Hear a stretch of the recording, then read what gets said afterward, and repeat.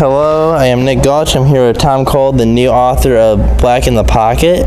So my first question for you, Tom, is have you, in one of your chapters, you talk about former UTQB Chuck Ely playing during the 35-game winning streak. Did you ever see him play at Toledo? I did see him play, Nick. First of all, it's an honor to be with you. I love the sports that you do. You do such a great job. And yes, I saw him play a number of times. And he was, there's been nobody like him. There's no quarterback in the country that's won 35 games in a row in college football. And, Miami Hurricanes got close. They got to 34 a number of years ago. But I don't think anybody's going to come close to that anymore. I think that record will last for a long, long time. Was he the best quarterback you ever saw? I think there are different categories of quarterbacks, Nick. As far as being a total quarterback, being able to run and throw and lead, yeah, he's as good as anybody who's ever played the game. There are other quarterbacks that maybe were better throwing from the pocket. He could throw from the pocket, but he was more like he was more of a kind of on the move quarterback. The protection would break down, he'd get outside the protection, and then the defense, would be in a bad position because if they come up to tackle him, he throws the ball over their head. If they stay back and cover the receivers, then he runs. So, Chuck was special. So like a Tim Tebow kind of. Tebow, exactly. You talked about Doug Williams and the first black quarterback to make it to the Super Bowl in 1987. If the black quarterbacks were given a chance, how many would they have made the Super Bowl before him? Nick, you ask really good questions. They're thought-provoking questions. Doug Williams broke that ceiling in '88 when the Washington Redskins won the Super Bowl, and he did it. It wasn't easy. In that game, they were playing. I'm trying to remember who they were playing. Maybe it was Denver. I believe it was Denver. And Williams was down 14-0 in the first quarter, and he got hurt. Somebody hit his knee and wrenched his knee. He limped off the field. He's down 14-0, sitting on the bench, and he told the trainers, he said, put duct tape on it, chicken wire. I don't care what you have to do to tape it up. I'm going back in. And true to his word, Doug went back in, and he threw 4 touchdown passes and threw for 385 yards, I believe, which both of those were Super Bowl records at the time. So, and he changed everything. Now people couldn't say that an African-American quarterback couldn't win the Super Bowl. He smashed through that ceiling, and now we have the Patrick Mahomes of the world. In one chapter, you also talked about Cornell Stewart. Do you think he played one of the other positions? Would he have enough numbers to be in the Pro Football Hall of Fame? That's a very introspective question. It's a very good question, Nick. Cordell was almost too good of an athlete, and by that I mean he could do so many things well. They called him Slash because he could play wide receiver, he could play running back, he could play quarterback. He could do it all, and the Steelers used him that way. But I think if they would have just left him alone at quarterback, because he was dynamic, but they tried to move him all over the field and do all that stuff, and it certainly hurt him. I think for the uniqueness of what he did as Slash, he should be in the Pro Football Hall of Fame. There should be a separate place for him, because he did something that really I've never seen that done in the NFL before. Frank Gifford many, many years ago for the Giants was a running back and a wide receiver, but I don't think he played quarterback at all. But Slash was special.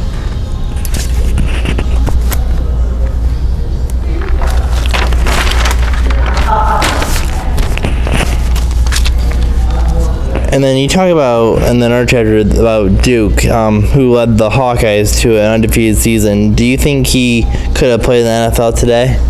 Another good question, and it's hard to compare eras, Nick. When somebody played in the 40s or the 50s versus playing today, the training, the food, the equipment, everything is so much better.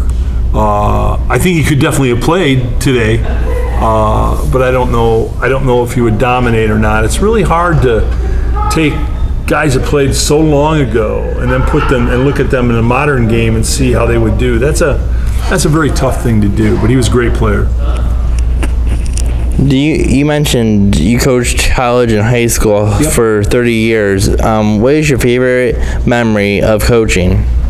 One of my favorite memories, I have most of them are about the kids that you coach, the coaches that you coach with. Everybody gets hung up on the wins and losses and, how many did you win, how many did you lose, and all that. And I get all that. Everybody wants to win. But I'll tell you, Nick, when the time goes past, 10 years, 15, 20 years past the time that you did it, it's more the relationships, the people that you knew, the people that you coached, the people that you worked with. The wins and losses kind of just move off to the side. But I do have one special memory of one year at St. John's, might have been 91, I think, possibly.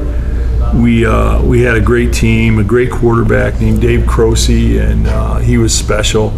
And what we did is we were doing the pistol before the pistol. I called it short shotgun. So we had 3 wide, trips, split, short shotgun, Croce back, 1 running back. And I'm telling you, we were wide open. And I think we were 8-9-1, I think, and got in the playoffs. And then we played Barberton in the playoffs, first round of the playoffs. And St. John's hadn't won a playoff game yet. It's hard to win a playoff game. It used to be hard to win a playoff game.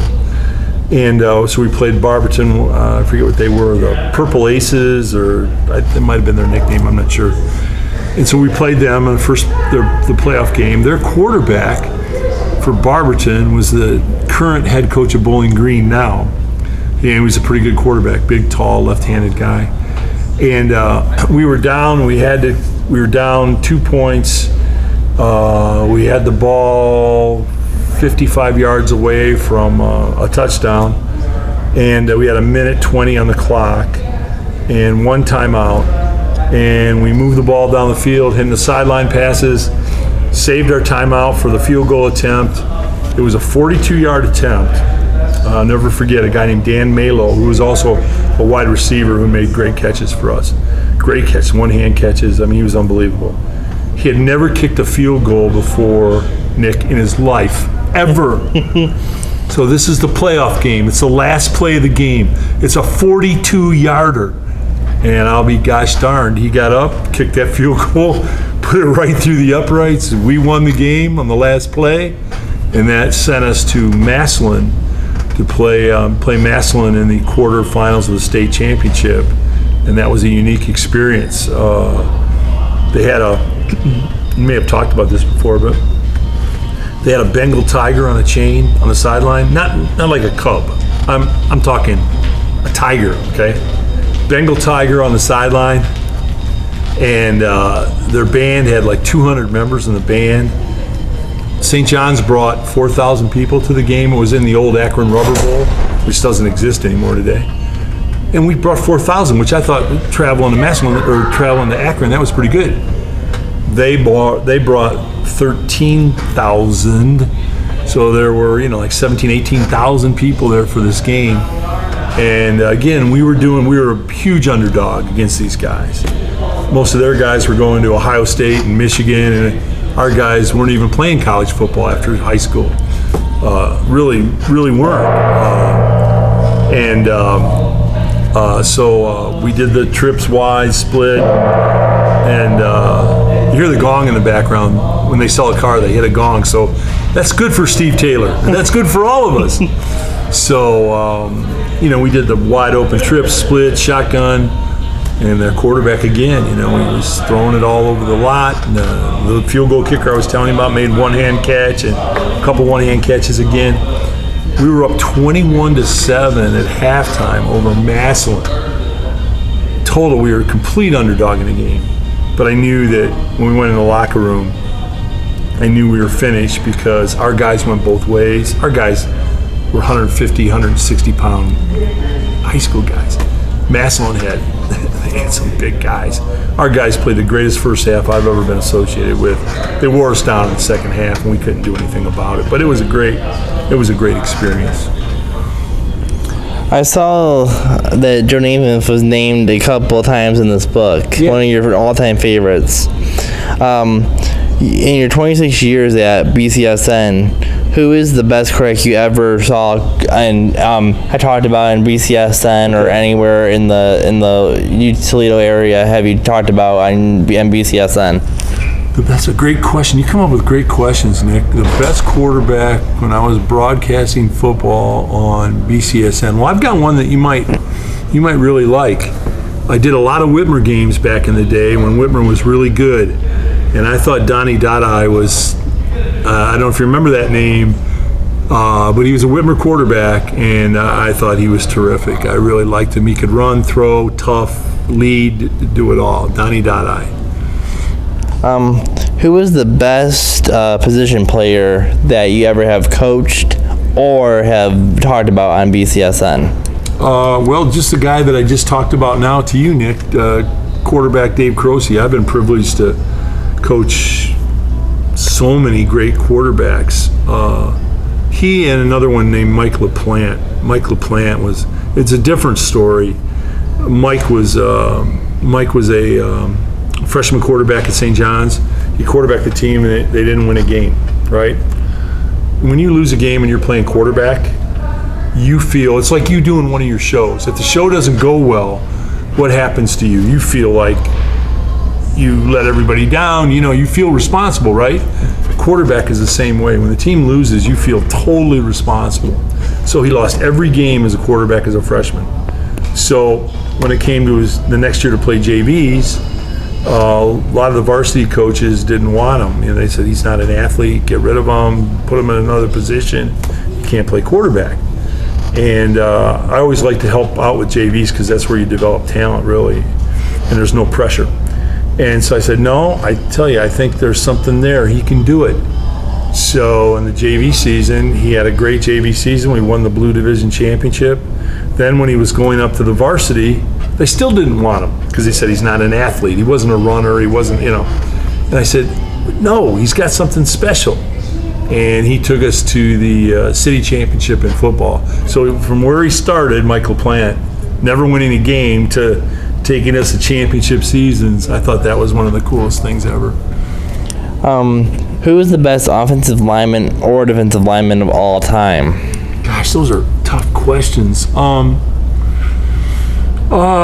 There was a guy, and I can only relate to the people that I knew, a guy named Mark Karowitz, who was, as a freshman, he was really kind of heavy, and he was awkward. He was a big guy, but he just wasn't athletic, and the coaches wanted to cut him, and some of us said, hey, no, he's a big guy. Let him grow into his body, let him develop a little bit, right?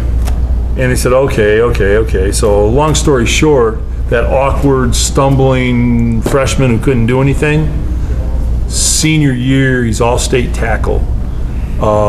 Went to Ohio State on a full ride at Ohio State in football, and played for the Cleveland Browns for a number of years from that freshman kid that nobody wanted. So I'd say that he was Mark Karowitz, I'm saying he was pretty good. This has been the edition of the new author, Tom Cole, who has 4 books out. This new one is called Black in the Pocket. Thanks for joining me, Tom. Hey, Nick, you know what? Anytime I can do an interview with you, I'm on board. You do a great job. Thank you, Nick.